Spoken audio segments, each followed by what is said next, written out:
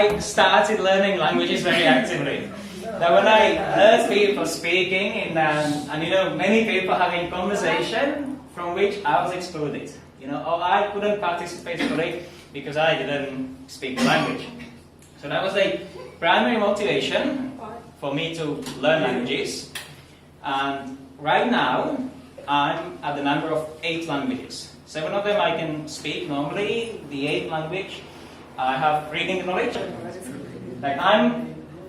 I get motivated by being able to do this, and by having conversations with people from different parts of the world. Why do they need to learn language? You won't get cheated to survey. You won't get cheated. Yes. So travel, yeah. That I would say that if you travel to different countries, you want to survive.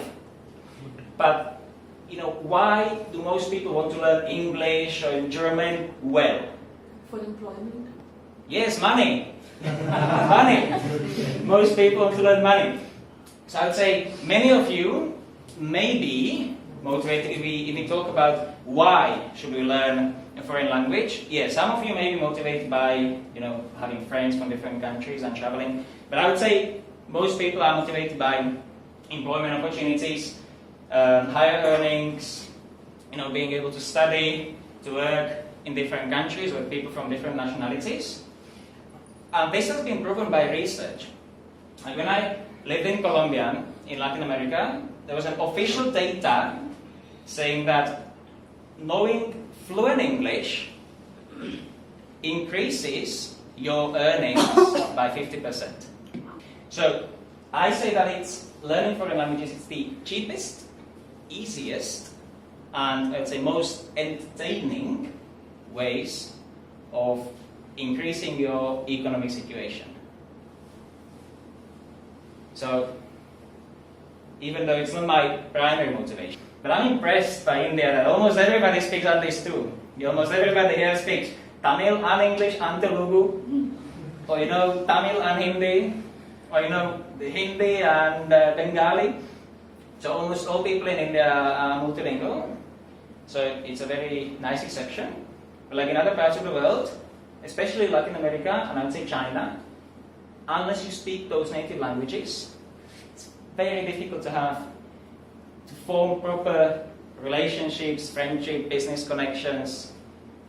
Because many people argue that, why learn foreign languages? Everybody speaks English anyway. Who doesn't will learn, should learn, must learn, because they see the need. So, we are okay with English. We don't need to learn many more languages. But that's true in a way, but most people's English, even like what I see here, or what I see in Europe, it's globish. I don't know if you've heard the term globish. So that's global English. And it consists of roughly between 1,000 and 1,500 words. And it's the most necessary language that you need to survive and to form basic relationships that enable you to sign a contract or to negotiate a deal. But it's not enough to actually live fully and enjoy the country that speaks a different language, right? So like I can't, because I don't speak Tamil, I can't fully immerse myself in society here. So let's say if I wanted to stay for longer, I would definitely have to and want to learn Tamil as well. A mix of languages in the world.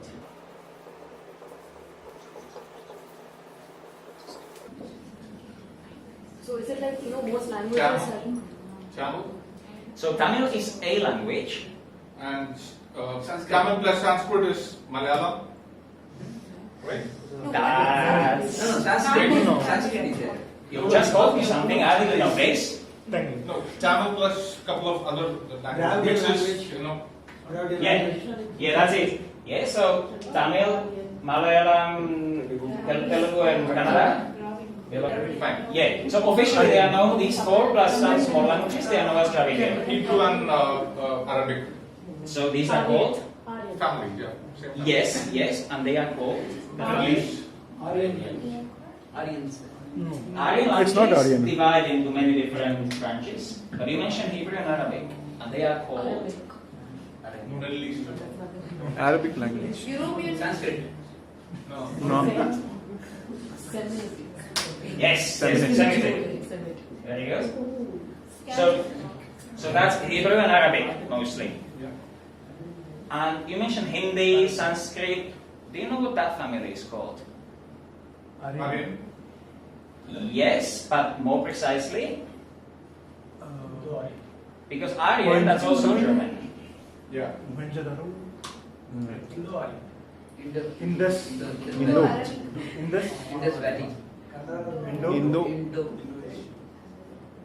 Iran. Yes. So this is mostly Indo-Iranian. That's mostly Hindi, Sanskrit, and Farsi. The languages speaking in Iran. And now we get into the Indo-European, or as you say, Aryan languages. So that's almost all languages spoken in Europe, and all languages spoken in northern India.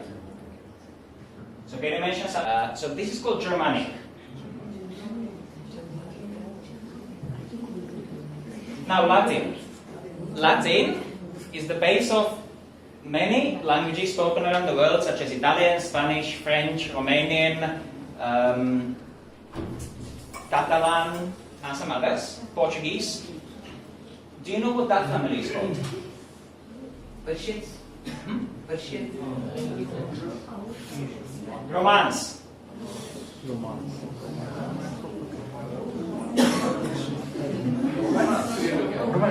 And then we have the languages that I speak as native, Slovak, and also Russian, Czech, Polish.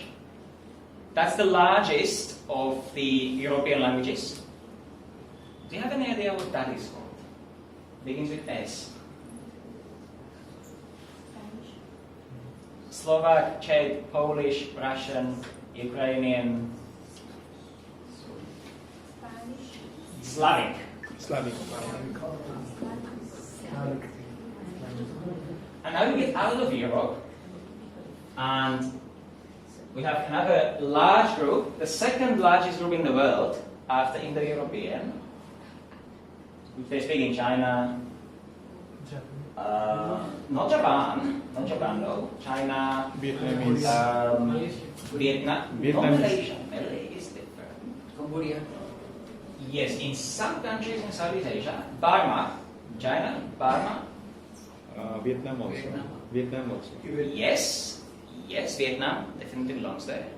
What is that family called? Starts with B something. Yes, it's Sino something. Right now? Sino-Tibetan. Sino-Tibetan. Yes, Sino-Tibetan. Very good, very good. And last one that I'm going to mention, that is also very big. There are of course many more, but we don't have time to mention everybody or everything. But there's one group of languages in Asia that spoke, also for example, native inhabitants of New Zealand, the Maori, they speak, that language is from this family. So it's south, like Ostrom. Ostrom means south. Nesian.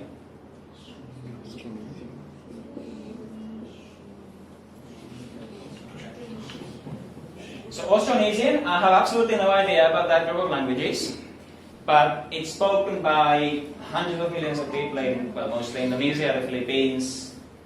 Family first. So let's say if you learn English well, then German will be quite easy for you, because it's from the same family. On the other hand, Chinese or Spanish will be like starting from zero, because they are not similar at all. Yeah, Spanish is slightly similar to English, but definitely German is more similar to English. And same with, let's say if you learn Spanish, then you should learn Italian or Portuguese. If you learn Chinese, then you could learn Burmese. And you tackle it very quickly. Right? So if you know what family the language comes from, you can learn much more effectively and efficiently. And now, talking about why and what, the natural question is how to learn all these languages. So there are basically just 3 points. Discipline and patience. Good teacher. You shouldn't learn alone. It's very difficult, especially if you learn your first language. And practice and exposure. So I mentioned that I lived in Colombia for 3.5 years. And one thing that I did and how I basically made this passion into a part-time job was that I started organizing language exchanges. So I would hire a bar or a restaurant, and I would put flags of different countries on the tables, and I would invite people who wanted to learn and practice a language to come and sit with other people who learned that language as well, and be native speakers and language teachers, and talk. In English, in French, in Portuguese, in Italian, whatever language they wanted to learn, they came into the restaurant, they sat at tables, and they spoke in that language.